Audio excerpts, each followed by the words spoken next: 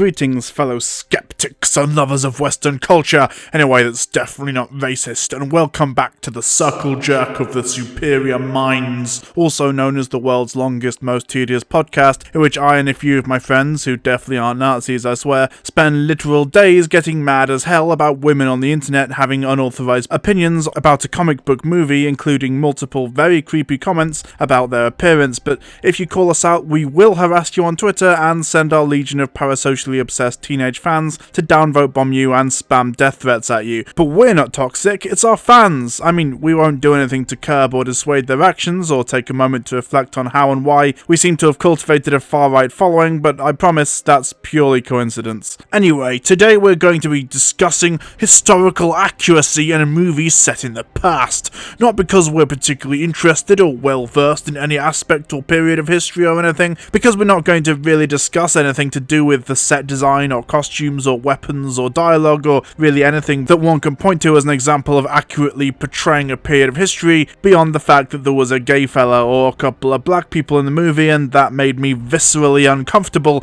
But rather than accepting or try to deal with these feelings or really questioning why this was the thing that made me dislike it, I'm going to get mad about the SJW agenda pushing gay people who were invented in 1995 into my historical fiction where they don't belong. Also, I unironically believe that the Hollywood elite are raising white men from media, but I swear this isn't a literal Nazi conspiracy theory again. It just appears exactly the same and are spread by the exact same kinds of people, many of whom are my friends. God, I'm so rational, owning those snowflakes online by getting mad about a movie not directly pandering to me for 12 hours at a time. Is it water with the sheep in the box? There is a particular kind of person online, usually a content creator and mostly right-wing, who will argue endlessly over the historical accuracy or lack thereof of various media when it has women or people of colour in, but don't seem really all that interested in the importance of historical accuracy outside of owning the libs. You know the kind of thing I'm talking about here, right? The constant faux concern about the apparent erasure of cis white men or European history, sometimes concern trolling about gingers in our society by people who have no clue what they're talking about and also don't seem to really give a shit about actual erasure in both media and historical depiction when it doesn't fit their narrative. Okay, that was not the sword fight I was expecting. Play as a Viking.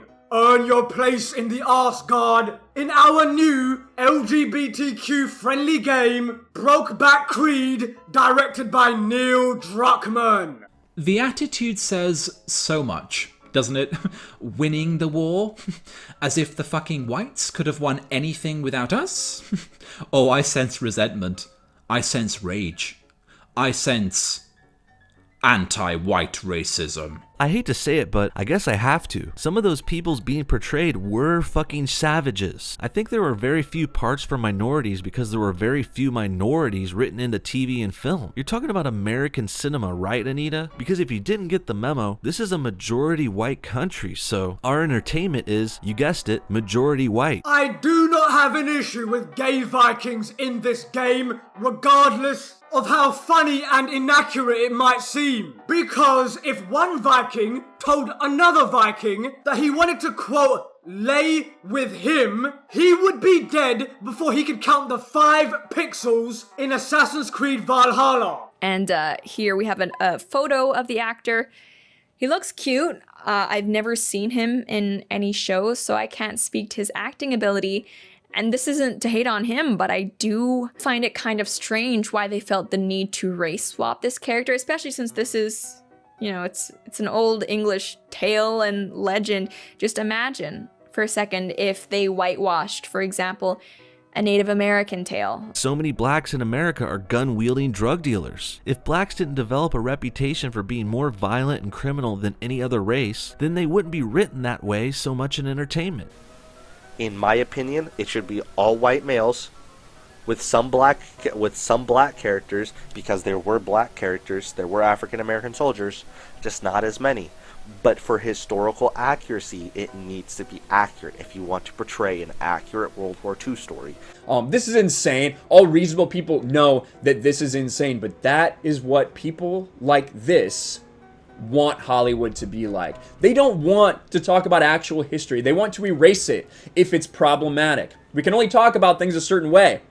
And when you want to make something based on history, you need to change history to fit current day norms. How insane. This is just one example of how the indigenous European people are being written out of their own history, folklore, and mythology by those who wish to rewrite history and strip Europeans of their traditions and culture. They'll be outraged that some cartoon for children has a black Roman in it, Doctor Who had black Victorians in a couple of episodes, or a video game about Vikings has disabled and gay characters in, but they won't bother to research if there actually were black Victorians or gay Vikings, because often rightoids will just decide that Vikings or Romans or Victorians or Spartans or whatever are actually representative of Western culture as a whole, which is why so many of them love weird neo-fascist movies like 300, because they reinforce this idea of the pure Western patriarchal culture they like to pretend was ever real, as if it were that simple. They tend to leave out the fact that pederasty and slavery were encouraged in ancient Sparta because that's inconvenient to their narrative, in much the same way as traditional conservatives will revere the philosophers of ancient Greece whilst pretending that homosexuality wasn't as widespread, celebrated, or accepted as it was, but more on this later. In almost all respects, the Myers family is close to the Levittown norm. They have 3 small children, the youngest only 1 month old. The Myers home is modestly furnished, and their late model family car was bought on time. They are very close to the Levittown norm, except in one respect. William Myers Jr. and his family are Negroes in an all-white community.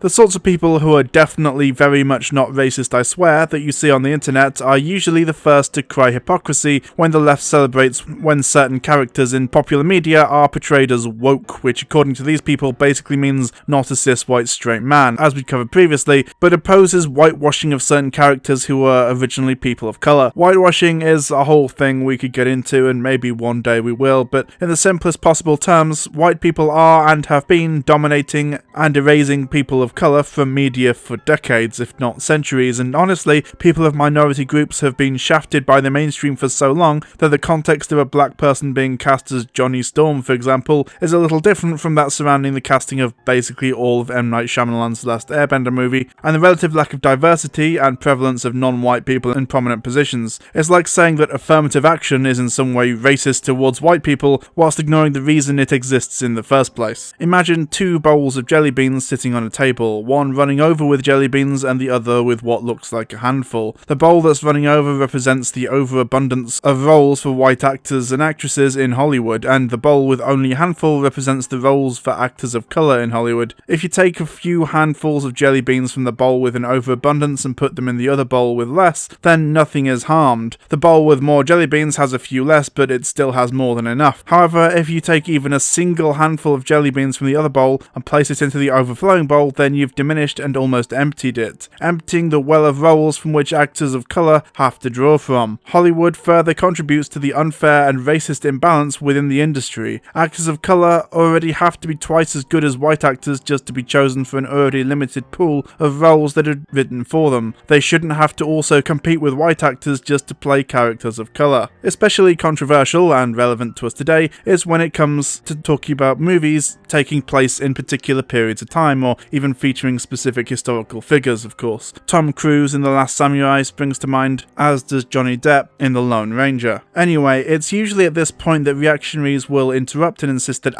if you're so interested in making sure that periods of history are portrayed accurately in media, then what about those black soldiers in Dunkirk, or portrayals of ancient Europe with black people, eh? Why, in this one episode of Doctor Who, are there black extras in a time period where technically there would statistically have been less of them, though definitely enough that this is not in any way inaccurate? They will then usually immediately start concern trolling about blackwashing history and erasure of white people or European culture or some shit. And don't you care about historical accuracy? Clearly, the race of some extras in Doctor Who is more notable than the giant carnivorous fish the size of a house living under the Thames in that episode, because unlike black people, that definitely did exist. Get your head out of your ass, you fucking anti-white racist. Honestly, for every one of the examples people point to as proof of erasing history or whatever, you could not only come up with a counterexample, but most of the time you could also just disprove it, because surprisingly, these people actually don't seem to know much about history considering how much they pretend to care about it. Weird, right? Almost as if it's not about historical accuracy at all, but that can't be right. Don't you think you could cause trouble by having your headquarters here? On the contrary, the trouble was here long before we set up our headquarters in this area. The fact is that the people, not having previously a constitutional political outlet for their indignation at the evils of the coloured invasion, resorted to blind violence. We now offer them a constitutional political outlet, and we therefore think that our presence in this area militates against violence rather than for it. Let's be honest here, none of these fucking weirdos actually cares about the historical accuracy of most of the media they consume outside of people like Shadiversity, who make explicitly history-focused videos half the time, because they don't even understand or bother to look into any of the historical context or topics they claim to care so much about. Like most right-wing figures online, they point to historical peoples and cultures they believe reinforce or support their hypothesis about the strength and power of the West, or the dominance of Western man, or whatever, without really bothering to examine or analyze this idea in any amount of depth. You'll see people like the Golden One unironically venerating the Romans or the Greeks, or the Vikings are a big one that these people like to use. Neo-Nazis love to use Norse mythology and symbology as a stand-in for Western culture or white culture for some reason, and even the Nazi Party of the 1930s leaned into this in a big way, with symbols like the Sonnenrad or Black Sun seen here on the floor of Himmler's palace and also here on the shield of a neo-Nazi at Charlottesville, which has its origin in Nordic cultures, as I discussed at length in a previous video. Usually, if pushed, right-wingers will get especially mad about any supposedly inaccurate portrayal of their favourite big strong dudes, so let's discuss these supposed paragons of Western civilization and culture, shall we? Right-wingers love to venerate the ancient Greeks, and especially the Spartans, based on a highly misunderstood and exaggerated version of what they reckon Spartan society was like. See, people act like Sparta, as seen through the eyes of weird fascists like Frank Miller, is the perfect encapsulation of Western masculinity. Strong warriors who fought against the odds and trained their minds and bodies to absolute perfection specifically for battle, so when a movie or video game portrays men as anything other than this masculine ideal, they lose their shit because it's a demonstration that we're straying away from the real, rugged legacy of our pure Western ancestors. They conveniently leave out the part where this was only possible due to the slaves carrying out most of the actual labour in Sparta at the time, and the fact that when Spartan boys reached puberty, they became available for sexual relationships with older men, and according to some accounts, it was considered the responsibility of an older Spartan citizen to sexually guide younger, less sexually experienced boys. In fact, historian Thomas F. Scanlon believes that Sparta, during its Dorian polis time, is likely to have been one of the first to formalise pederasty. Of course, the ancient Greeks in general were extremely accepting of, even in some circumstances encouraged, homosexuality and public declarations of love between men, and let's not forget Sappho, or indeed her friends, but in general that kind of thing isn't celebrated or idolised by the right these days, even though a lot of right-wing political figures do seem to be involved in quite a bit of pederasty themselves, if Epstein's Black Book is anything to go by. The more you look into it, the more you'll see this come up a lot. The weird picking and choosing of aspects of historical cultures to praise whilst ignoring other, less admirable ones. Originally, this section was a lot longer and really delved into weird connections between the imagined and mythologized ideals of ancient Sparta and modern far-right movements, but Curio already covered this in much more depth than I'm able to in their video entitled Zack Snyder, A World Built on Spite, which obviously has a focus on 300, so rather than just repeat a lot of the same points they made, but in a slightly different accent and lower quality video editing, I'll just leave a link in the description and in the little card thing in the corner. Go check it out. Suffice to say that the point is that Spartan society was nothing like what rightoids like to imagine it was, and there are a lot of historical examples of Sparta, and in particular the Battle of Thermopylae, being used by neo-Nazis to justify and or popularise their heinous ideas. Also, using the Persians as an implied Middle Eastern menace is a bit weird, considering that not long after the Battle of Thermopylae, the Spartans and Persians actually became allies. So, if you get mad about the race of someone playing Achilles on TV, but don't give a shit about the historically inaccurate portrayal of basically everything covered in the movie 300, then let's be honest, it's not about historical accuracy or just you being an ancient Greece purist, is it? the Romans were often told were the perfect encapsulation of dominant Western culture and society. They represent the superior Western values that we now celebrate to this day. Now, we could poke holes in this all day long by pointing out the massive injustices or brutality of much of Roman culture, the lack of democracy at certain points, and things like the grain dole, which by rights the anti-state handouts right wing should be against. Or we could even make the argument that the Roman Empire wasn't even white culture, because not only did they have no concept of whiteness, but there was unprecedented levels of diversity within the Roman military, as they would often move soldiers recruited in one part of the empire to fight in another to avoid the difficulty of making soldiers fight loved ones on the opposite side of a conflict. So as a result, North African legionaries wouldn't be too uncommon a sight in, say, Roman Britain, and of course Rome even had a couple of black emperors, but I think that would be missing the point really. You see, when weird rightoids claim that Rome was a perfect example of Western culture, the most obvious immediate response is, well, which Rome? Because the civilization we know as ancient Rome lasted for 1,200 years, was at various points a kingdom, a republic and an empire. The Western Empire, the one we usually think of when we think of Rome, eventually fell in 476 AD, but the Eastern Roman Empire, otherwise known as the Byzantine Empire, lasted for another 1,000 years after that. Imagine the massive social and cultural changes that have happened in our modern world over just the past few decades. It's pretty clear that American culture circa 1920 was probably not the same one as what we'd recognise as modern day American culture, and that's only 100 years. Now imagine 1200 or 2200 if you count the Eastern Empire, and tell me that ancient Rome as a whole could possibly be described as a prime example of Western culture when from the beginning to end there was no such thing as a cohesive Roman culture, never mind a Western one.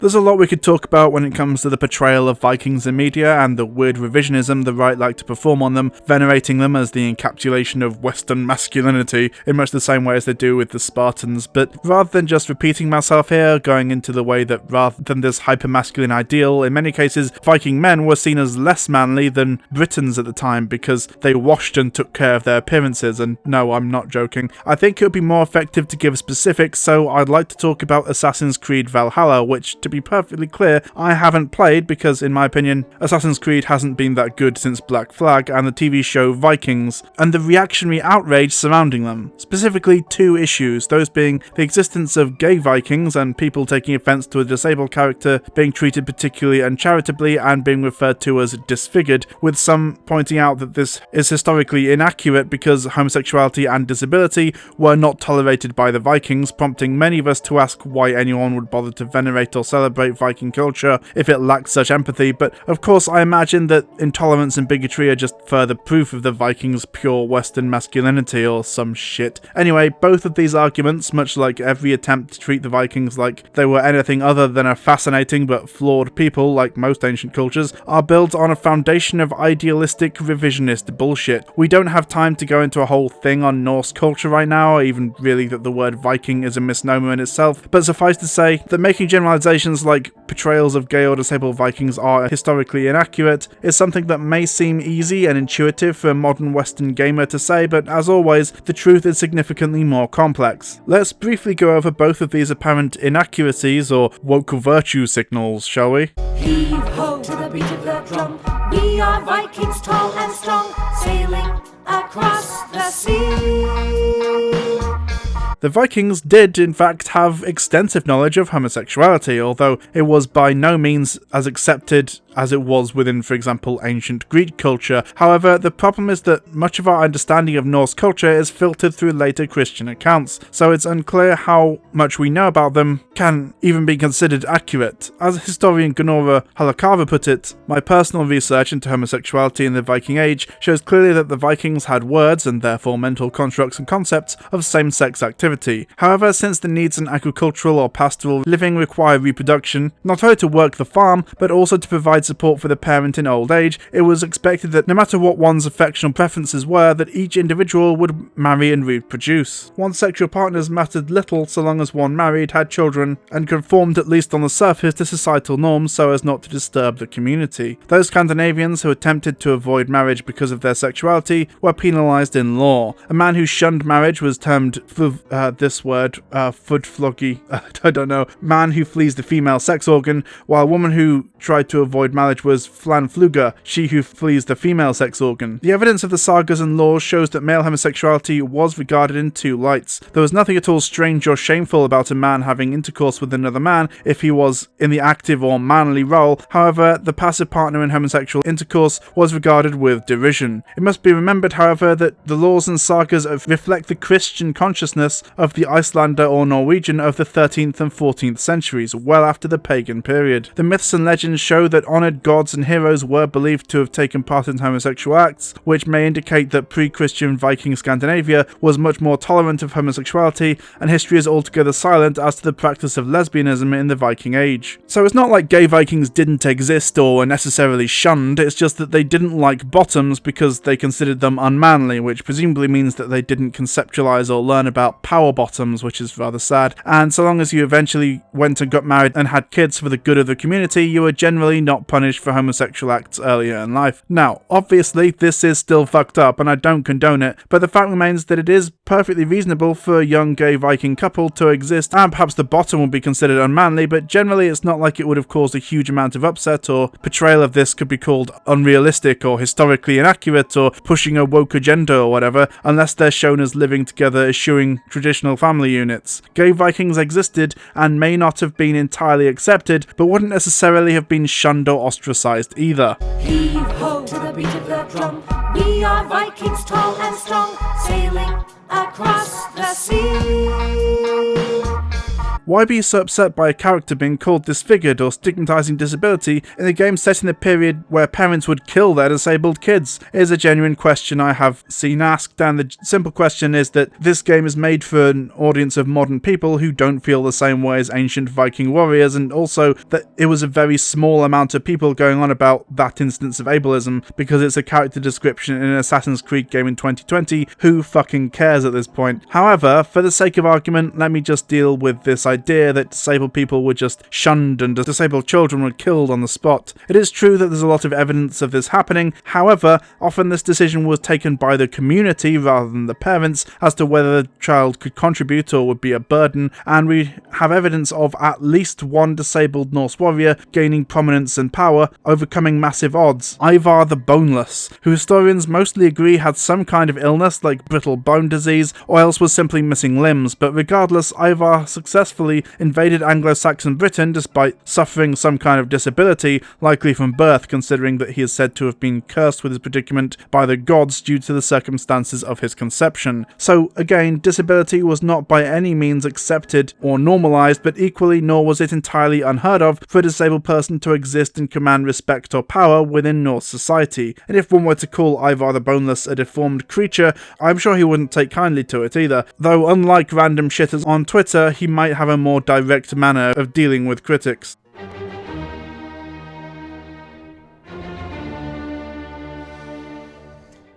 Truly godlike physique, if there ever was one, to be honest. Almost as if people on the internet who are constantly getting mad about feminism and black people existing in their video games may not be completely honest about their motives when it comes to their dedication to strict historical accuracy, but only when it means that they can get mad about the woke agenda, but from a slightly different perspective. And in fact, perhaps we could say that they're only pretending to care about it in order to, you guessed it, complain about gays and disabled people having representation in media. Sorry if I'm blowing your mind with these hard facts right now. In episode 2F09, when Ichi plays Scratchy's skeleton like a xylophone, he strikes the same rib twice in succession, yet he produces two clearly different tones. I mean, what are we, to believe that this is some sort of, magic xylophone or something?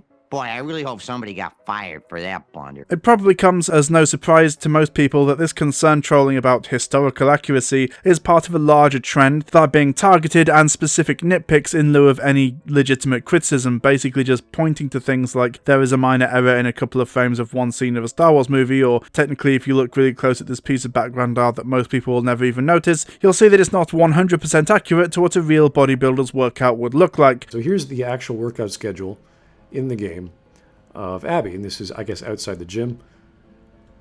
And here we see the first month where you have upper body, rest, jogging, full body, rest, yoga, and rest.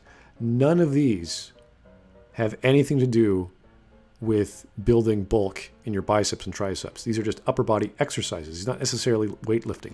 As a reason to discredit a movie or video game they don't like because they either don't want to, or are unwilling to, acknowledge or engage with any real criticisms or analysis of a work of art. You know the sort of people I mean, right? The ones who'll say that Leia using the Force to pull herself towards the ship in The Last Jedi is unrealistic, despite not really caring about the fact that there's no sound in space, but there's always been loud spaceships in Star Wars, or the existence of space magic in the first place. They'll say that the disappearing knife makes it a bad movie, but the existence of a guy in ripped jeans doesn't make The Mandalorian a bad piece of art. Likewise for a very similar technical issue in A New Hope during Obi-Wan and Vader's duel, because when it comes down to it, it's not really about these issues at all, they're just excuses to avoid actually having to discuss the real reason they disliked a movie for a plethora of reasons. In much the same way, when people like this complain about there being too many black people in some historical media, despite ignoring the historical context or acknowledging any other factual inaccuracies that may exist, there's a relatively high likelihood that they're just using historical accuracy as a smokescreen for the actual issues they have with the media, which is that they like to think that their history is made up of primarily heroic white people and they really don't like having their preconceptions challenged. This kind of criticism is just inherently dull and in my opinion dishonest. Like, who gives a fuck if some video game has gay Vikings in it? Gay people have always existed, and as we've just discussed, it's not like it was even all that uncommon or socially unacceptable, but the criticism there isn't really it's historically inaccurate for there to be gay Vikings, it's I like to think of Vikings being powerful cis-het white men, and I don't like that preconception being questioned. Sometimes this is just stated outright, as with Mark Collett's video about European history and media, but often is used specifically as an excuse not to really engage on any deeper level with a work of art, which I think is a shame, especially coming from certain online dipshits who claim to be media critics. Look, if that's you and you really think that a movie is bad because of some minor continuity problem or technical error, or even some minor example of perceived historical inaccuracy, then fine, but you really are missing the point of media analysis in my opinion. It's the same shit as plot holes, which these objective movie critics lost their minds over when Patrick Willems talked about it that one time. If you care that much about minor continuity errors, then fine, you do you, but why does that matter more to you than themes, cinematography, writing, and so on? Why is it that you get so caught up on plot holes and minor nitpicks in movies you don't like, but seem to ignore them in movies you do? Why are you not at least consistent in your application of these kinds of surface level criticisms? And doesn't this simple fact kind of imply that there's actually different, perhaps more complex or less socially acceptable reasons behind your feelings on certain media beyond minor nitpicks? And if so, why not explore that? Making a 5-hour long video pointing out every minor technical issue you see in a movie you didn't like is all well and good, but if you don't explore anything other than that, then sorry, but I'm just going to see you as either a liar who's too scared to actually state their real opinions in public for fear of backlash or shame, or as comic book guy from The Simpsons, a stunted weirdo who's obsessed with the technical and ultimately inconsequential minutiae of art whilst refusing to engage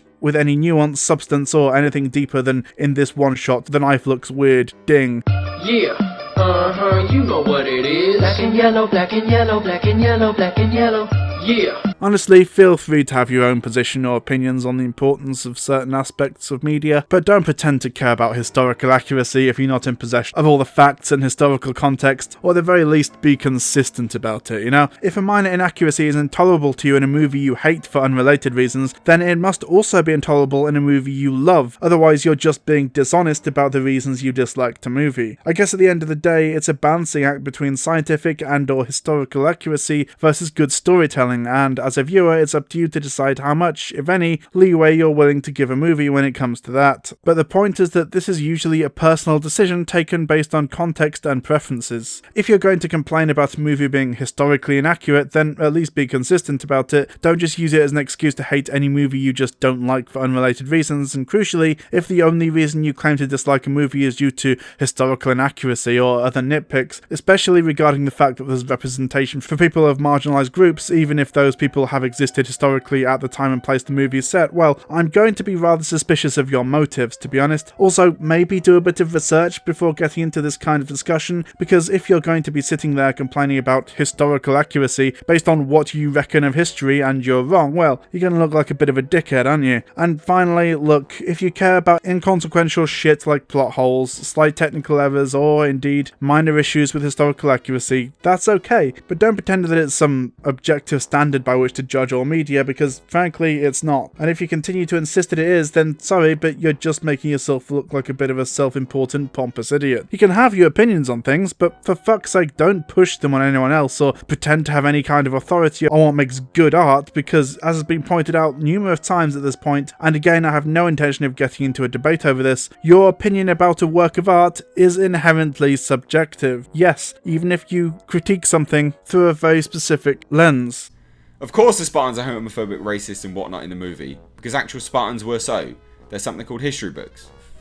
Hello everyone, thanks so much for watching. I'm hoping to get this video out before Christmas, and yeah, I hope you like the video. I am still making these, but they will be a little bit shorter than they have been previously, and they'll be coming out much less regularly, as and when I feel like it, basically. So right now, I just really want to give a shout out to my patrons who helped me pay for my Christmas presents and ensured that I could afford to, you know, do Christmas during lockdown. So all the people on screen are my patrons, and one of them is in fact a YouTube member, which is a new thing that I've just added. So if you want to join and be a YouTube member, you can do that. The tiers will be exactly the same as the Patreon, although we are thinking of shaking things up a bit in that regard. Feel free to leave any suggestions in the comments. But for now, I especially want to thank Elise the Mighty She-Beast, Arne Magnus Demang, Aride, Bryden Beck, Chris Ragnacci, Good Poon Hates Cops, That's Solid Poon then. Next we have Ryan, that's Brian, Pixels Green, Polite Pigeon, Susie M, Teodo Pekelarov, The General Line, The Bulk, and Tom Newport. And if you want to join them, if you donate $1 or more, you get your name displayed on screen like so, and if you want me to read out your name and or weird username, then feel free to donate $5 or more. As I said, these tiers are looking to be shaken up at some point, but that's a work in progress. Anyway, thanks so much for listening. I hope you have a good one, and if this does come out before Christmas, happy Christmas. If it doesn't, I don't know, I guess I hope you have a good one. Bye!